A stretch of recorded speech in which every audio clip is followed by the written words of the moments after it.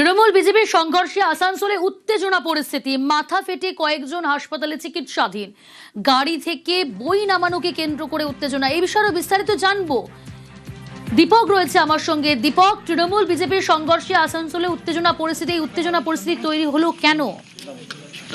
দেখো, গতকাল রাত্রে সালানপুর ব্লকের আছড়া গ্রামের কাছেই বেশ কয়েকজন তৃণমূল কর্মীরা এক বেসরকারি স্কুল চালায় গরিব বাচ্চাদের পড়াশোনার ক্ষেত্রে।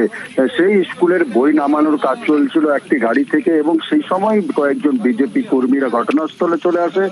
এরপরে দুই পক্ষের মধ্যে বচসা থেকে হাতাহাতি, শুধু হাতাহাতিতে থেমে থাকেনি, ইট বাঁশ নিয়ে পরে একের উপরে চড়াও হয়। যে সংঘর্ষের ঘটনায় মোট 6 জনেরও বেশি আহত হয় উভয় পক্ষের, এবং একটি দাঁড়িয়ে থাকা মোটর বাইকে আগুন লাগাতে চলে যায়, কিন্তু ঘটনাস্থলে পুলিশ এসে কোনো মতে সেই মোটর বাইককে রক্ষা করে এবং আহত দুই পক্ষের সমর্থকদেরকে তারা স্থানীয় স্বাস্থ্য কেন্দ্রে চিকিৎসা করে ঘটনার তদন্ত শুরু করেছে সালানপুর থানার পুলিশ।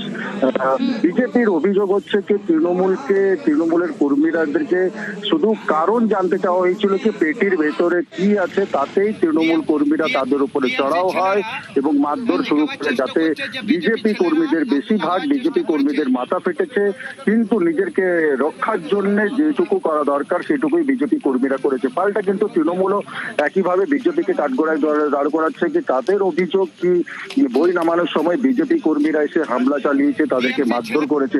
গোটা ঘটনায় দুই পক্ষের অভিযোগ পাওয়ার পর ঘটনার তদন্ত করছে সালানপুর থানার পুলিশ। স্বাভাবিকভাবে যেভাবে বই নামানোর কেন্দ্র করে রাজনৈতিক সংঘর্ষের ঘটনা ঘটেছে, তাতেই কিন্তু এলাকায় পুলিশ।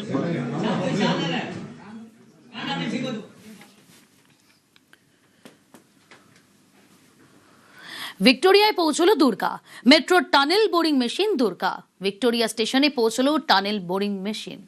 কাজ শেষ করে টানেল থেকে বেরোলো দুর্গা। আজই ভিক্টোরিয়ায় দুর্গার ব্রেক থ্রু। 10 জুলাই 2025 খিদিরপুর থেকে কাজ শুরু দুর্গার।